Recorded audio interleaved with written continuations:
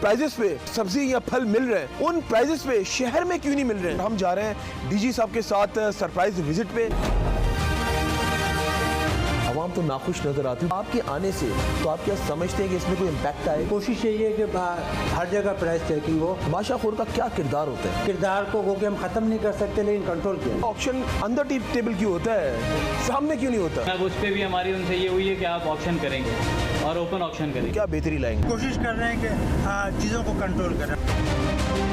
ये जो माशाखोर है इनको थोड़ा कंट्रोल करने की जरूरत है। ऐसे माशाखोर को लगाम कौन डालेगा? है कोई लगाम डालने वाला? हम किसी सूरत भी आम कंज्यूमर को, जिसके लिए आप जंग लड़ रहे हैं, मैं जंग लड़ रहा, हम किसी सूरत नहीं छोड़ेंगे कि हम उसको अकेला छोड़ें। ये पीछे से महंगा है, ये पीछे कौन है? यहाँ से हमारा ये ऑप्शन स्टार्ट होता है। मेरी ख्वाहिश है आप जब तक आपका टेन्योर है ना, ये पीछे वाला जरूर पकड़ के जाना है। ये मंडी है पीछे ना, मंडी से महंगा आता है तो रिटेलर को महंगा जाता है। कौन सा ऐसा